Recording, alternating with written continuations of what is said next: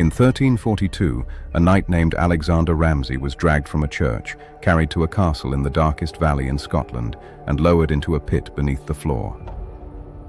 There was no trial. There was no ransom demand. There was only the dark and a trickle of grain dust falling from the granary above him. Tradition says that grain kept him alive for 17 days. This is Hermitage Castle, the guardhouse of the bloodiest valley in Britain, a fortress so feared, so drenched in cruelty, that locals said its walls were built with the help of the devil himself. And the last great family to hold it would produce the most catastrophic man in Scottish history, a man who destroyed a queen, a kingdom's peace, and himself. This is the story of Hermitage and the House of Hepburn. Hermitage Castle stands in Liddesdale, in the Scottish borders, the valley of the Liddel Water, running down toward the English frontier. There is almost nothing else there, no town, no grand estate, just moorland, water, and this. And look at it. Hermitage is not a palace that grew defenses. It is a weapon made of stone, almost no windows, walls like a clenched fist. One 19th century writer called it the embodiment of the border itself, grim, unyielding, and without ornament. For 300 years, this valley was the most dangerous place in Britain, the debatable lands, the country of the border rivers, raiding families who answered to no king, English or Scottish. Whoever held Hermitage held the key to the western border, which is why kings never let anyone hold it for long. The castle's evil reputation began with its early lords, the de Soulis family. Legend remembers William de Soulis as a sorcerer, a tyrant who kidnapped local children, a man so hated that, the story goes, the people of Liddesdale finally rose up, wrapped him in lead, and boiled him alive at the stone circle of Ninestane Rig. The truth is less theatrical. He died a prisoner in Dumbarton Castle after plotting against Robert the Bruce. But the fact that the boiling story was told at all, and believed for centuries, tells you what this place did to people's imaginations. Then came the Douglases, and the pit got its most famous prisoner. William Douglas, called the Knight of Liddesdale, the flower of chivalry, wanted the office of Sheriff of Teviotdale. His friend and comrade-in-arms Alexander Ramsay got it instead. So in 1342, Douglas seized Ramsay while he held court in a church at Hoyk and starved him to death in the dungeon of Hermitage. His friend. Over a job title. That is Liddesdale. That is the moral climate of this castle. Hold that in your mind, because the family that comes next inherited all of it. In 1492, the Crown forced a swap. The Douglases of Angus, grown too powerful on the border for the king's comfort, were made to trade Hermitage to a rising family from East Lothian. The Hepburns, Earls of Bothwell.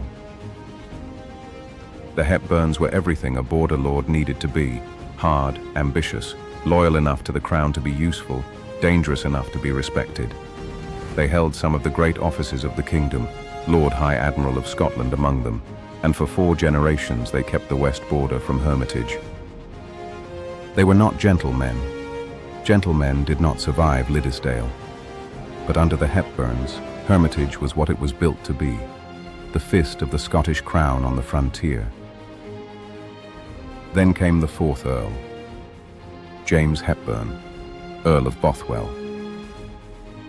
Remember that face, because this man is about to take his family, his queen, and very nearly his country down with him. By 1566, Mary Queen of Scots ruled a kingdom tearing itself apart, and Bothwell had made himself indispensable to her. He was loyal where other lords schemed, ruthless where she needed ruthlessness. In October of that year, doing the crown's work, Bothwell was ambushed in Liddesdale by a notorious river and cut nearly to pieces. He was carried to Hermitage, gravely wounded. Mary was at Jedburgh holding court when the news came. What she did next scandalized Europe. She mounted a horse and rode across the moors to Hermitage, roughly 25 miles of bog, hill, and reaver country, visited the wounded Bothwell for a couple of hours, and rode the 25 miles back in one day. On the return, her horse foundered in a bog still called the Queen's Mire. She reached Jedburgh soaked and exhausted, collapsed into fever, and for more than a week she lay close to death. Years later, drowning in the wreckage of everything that followed, she is said to have wished aloud that she had died at Jedburgh. Because what followed was this. In February 1567, Mary's husband, Lord Darnley, was murdered in Edinburgh. His house was blown apart with gunpowder, his body found strangled in the garden. Scotland believed one man had arranged it, Bothwell. He was tried and acquitted in a courtroom his armed men controlled. Weeks later, he intercepted the Queen on the road, took her to Dunbar, and within 3 months of her husband's murder, Mary married the man all of Scotland believed had killed him. It destroyed her. The Lords rose. At Carberry Hill, the Queen surrendered, on the condition that Bothwell be allowed to ride away. She was led into Edinburgh while crowds screamed for her burning. Within weeks, she was imprisoned at Loch Leven and forced to abdicate. She was 24 years old. She would spend nearly all the rest of her life a prisoner and die on an English scaffold. And Bothwell? He fled north, tried to raise a fleet, and was chased across the North Sea. In Norway, he had the spectacular misfortune of falling into the hands of the family of a Norwegian noblewoman he had abandoned years before, and she sued him. The King of Denmark, realizing what a prize he held, locked him away. As Bothwell's political value collapsed, so did his conditions. He ended at Dragsholm Castle in Denmark, and accounts of his final years are grim, held in conditions fit for an animal, his mind failing. Tradition says he was chained to a pillar, and that visitors were shown the groove his pacing wore into the floor. He died there in 1578, the third husband of the Queen of Scots, insane, filthy, and alone in a foreign cell. The earldom was forfeited, Hermitage passed to other hands, and as the border itself grew quiet after the crowns of Scotland and England united, the great guardhouse lost its purpose. By the 1600s it was abandoned, left to the sheep and the weather. The Hepburns of Bothwell, 4 generations of iron on the frontier, were finished, undone not by an English army but by one man's ambition in the space of 18 months. The castle of the starved knight. The castle of the boiled sorcerer. In the end, its most terrible story was the one that started with a wounded man in its sick room and ended with a queen on a scaffold and an earl chained in the dark. Hermitage never needed the devil. Men were enough. Hermitage Castle survives today in the care of Historic Environment Scotland, partially restored in the 19th century, which is why those vast walls still stand so complete and so overwhelming. It is one of the most atmospheric places in Britain, precisely because it is so remote. No gift shop village, no crowds. You walk up through empty moorland and this thing simply rises out of the grass, looking exactly as hostile as it did 500 years ago. Inside, you can see the pit.